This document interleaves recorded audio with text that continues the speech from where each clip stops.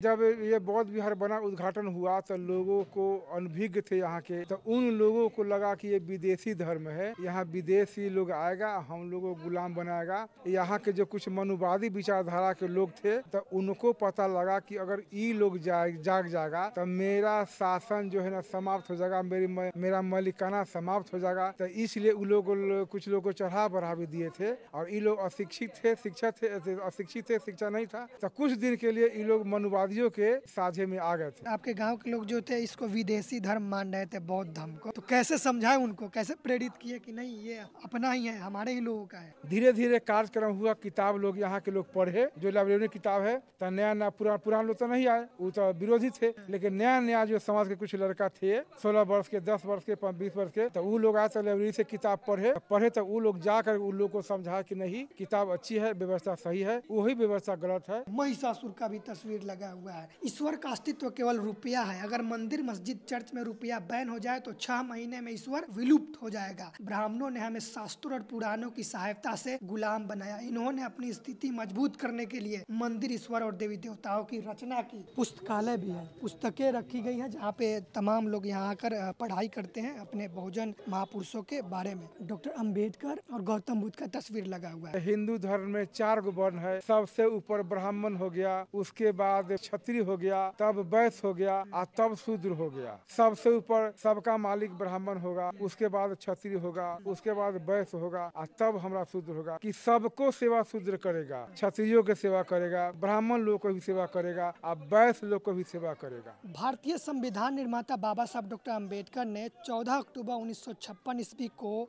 नागपुर में बौद्ध धर्म की दीक्षा ली है। उसके बाद से पूरे देश में बौद्ध धर्म की एक लहर सी छा गई और पूरे देश में बहुजन समाज के लोग गौतम बुद्ध को जानने का प्रयास किया, उनको समझने का प्रयास किया और उनके धर्म में वापस लौटने लगे। बिहार के वैशाली जिले के भगवानपुर में इस वक्त मौजूद है और आप देख सकते हैं यहाँ पर एक बौद्ध विहार बना हुआ है और ऊपर पंचशील का झंडा लगा हुआ है और इसके अंदर पुस्तकालय भी है, पुस्तकें रखी गई हैं जहाँ पे तमाम लोग यहाँ आकर पढ़ाई करते हैं अपने बहुजन महापुरुषों के बारे में। डॉक्टर अम्बेडकर और गौतम बुद्ध का तस्वीर लगा हुआ है। अमूमन आपको देखने को नहीं मिलेगा कि जो बहुजन महापुरुष है उनका तस्वीर किसी के घर पर हो। सभा मंच भी बनाया गया है जहाँ पर लोग इकट्ठा होकर बातचीत करेंगे, तो उसके लिए एक सभा मंच भी बनाया गया है जहाँ तमाम बहुजन महापुरुषों की तस्वीरें लगी हुई है। जाओ अपने घर की दीवारों पर यह लिख दो कि हम इस देश के शासक हैं।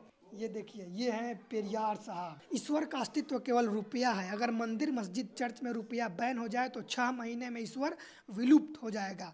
ब्राह्मणों ने हमें शास्त्रों और पुराणों की सहायता से गुलाम बनाया। इन्होंने अपनी स्थिति मजबूत करने के लिए मंदिर, ईश्वर और देवी देवताओं की रचना की।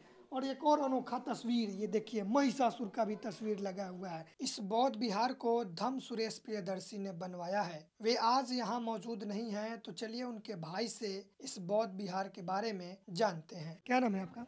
राम नरेश पासवान। सर, ये जो बौद्ध स्तूप आपने बनवाया है अपने घर पर, ये कब बनवाया आपने?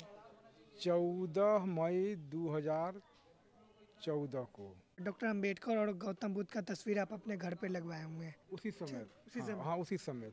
कब से आप इनके विचारों से प्रभावित हो गए? लगभग 15-20 साल पहले से, लगभग 2000 से हम लोग माने इनके विचार से प्रभावित हुए। ये बौद्ध स्तूप क्यों बनवाया? बस ये हम बौद्ध स्तूप इसलिए बनाया कि ये बनेगा तो जो अनभिज्ञ लोग हैं, समाज के लोग, वो लोग अपना जानेंगे, समझेंगे, इस पर विचार करेंगे और इससे मेरा और मेरे समाज का, देश का, समाज का विकास होगा। इस दृष्टि से माने ये बनाया गया। वहाँ लिखा भी हुआ है कि सभा भवन एवं पुस्तकालय भी है।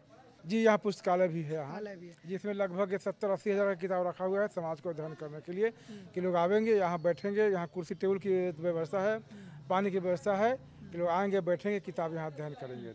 तो समाज के लिए डॉक्टर अम्बेडकर और गौतम बुद्ध का विचारधारा क्यों जरूरी है? अगर बुद्ध और अम्बेडकर को मेरा समाज जब तक लोग नहीं जानेंगे तब तक पखंडवादी में लोग डूबते चले जाएंगे, कमाते चले जाएंगे और जो हमारा जो विदेशी दुश्मन है वो पैसा लूटते चला जाएगा और इन लोगों को पता नहीं होगा जग में और क्या कहते हैं पूजा पाठ में ये लोग सुलझाए हुए रहेंगे। वो लोग कोई भी काम करते हैं तो संस्कृत में करते हैं, हिंदी में नहीं करते हैं। संस्कृत बोलते हैं और हिंदी में समझाते नहीं है। हम और हमारे बहुजनों को लगता है कि ये बहुत अच्छा बात बोल रहा है और उसकी ओर लोग झुकते जा रहे हैं।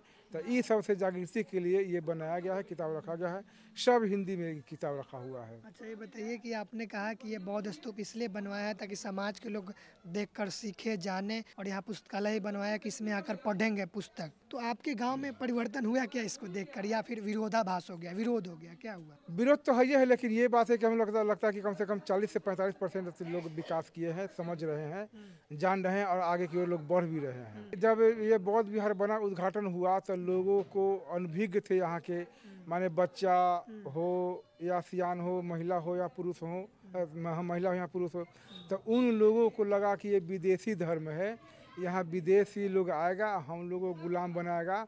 लेकिन जब धीरे धीरे वो लोग समझ गए तब बोले कि नहीं, हम गलत है, ये लोग सही है, ये लोग जो भी कर रहे हैं या किए हैं, हम लोग की माने भलाई के लिए किए हैं, समझ के लिए किए हैं, हमारे विकास के लिए किए हैं।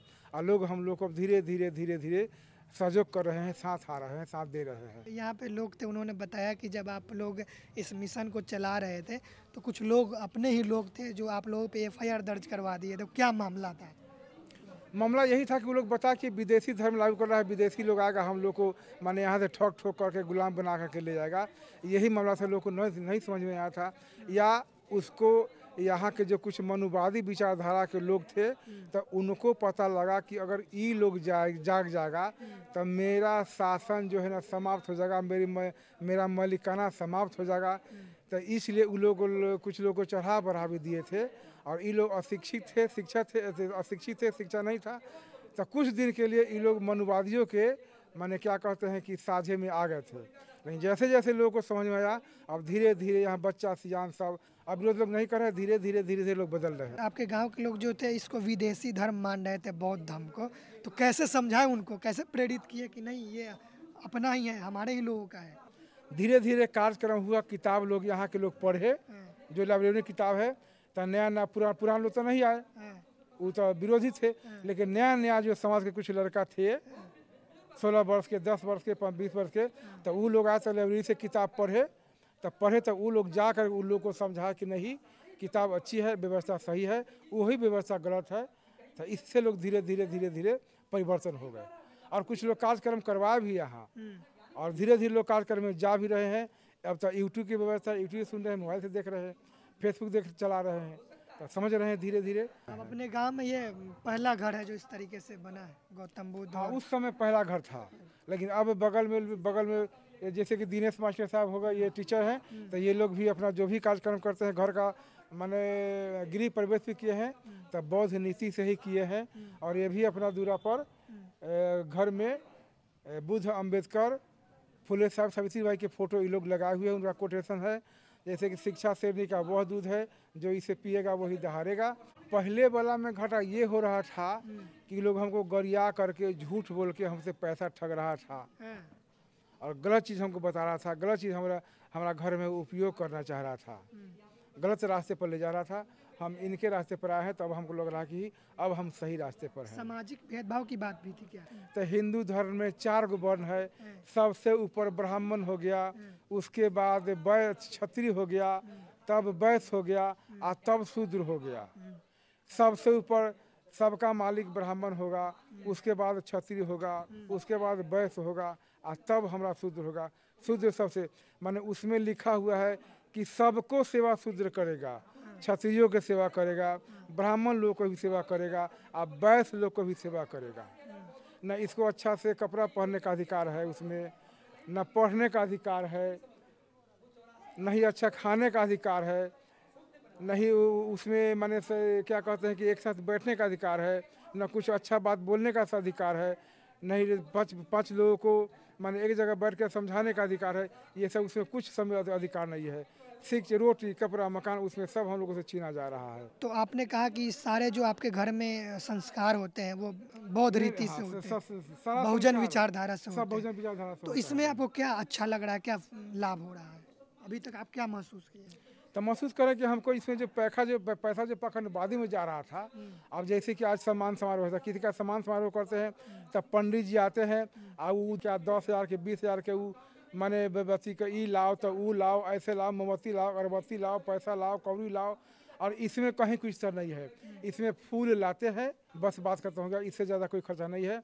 जिनका सम्मान करते हैं उनका सिर्फ फोटो बनाते हैं और एगो माला पहनाते हैं, बाकी सब लोग सम्मान करते हैं। इसमें कहीं कोई खर्चे नहीं है। बौद्ध विहार में बौद्ध स्तूप आपने जो बनवाया है इस कैंपस में, शादी ब्याह भी करवाते हैं क्या? हाँ, शादी तो होता है। कई गो शादी इसमें, 3-4 गो शादी इसमें सर हो चुका। अच्छा। शादी में भंते लोग आते हैं, भंते लोग नहीं आते हैं तो हमारा एक भारतीय राष्ट्रीय मूल निवासी सांस्कृतिक मंच है, वो लोग निःशुल्क शादी कराते हैं और कोई विधि व्यवस्था नहीं। इस कैंपस का पंडित जी पैसा की भी तरह। लेते हैं आप? अभी तक तो पैसा सर नहीं लिए हैं किसी फ्री आदमी में से। फ्री में करवाते हैं? हाँ, फ्री में भी करवाते हैं एकदम। यहाँ भी मेरे पास 2 गो बौद्ध विहार है, यहाँ भी है, वैशाली भी है। न यहाँ चार्ज लगता है, न वैशाली में चार्ज लगता है। कोई भी आदमी यहाँ कोई भी कार्यक्रम करा सकते हैं, शादी हो। यहाँ पंडित जी को नो एंट्री है। जो अपना बौद्ध नीति से कार्यक्रम कराएंगे, जो बनते हैं या जो भारतीय राष्ट्रीय निवासी के जो लोग हैं मेंबर, वो लोग ही कराएंगे। इसका एड्रेस क्या है पूरा, मतलब पता बता दीजिए। इसका एड्रेस हो गया अंबेडकर नगर, बौद्ध विहार, उत्तरी टोला, रसूलपुर तुर्की, पोस्ट असोई हो गया, थाना भगवानपुर हो गया, जिला वैशाली हो गया, बिहार हो गया। अच्छा, आप बुक भी बेचते हैं?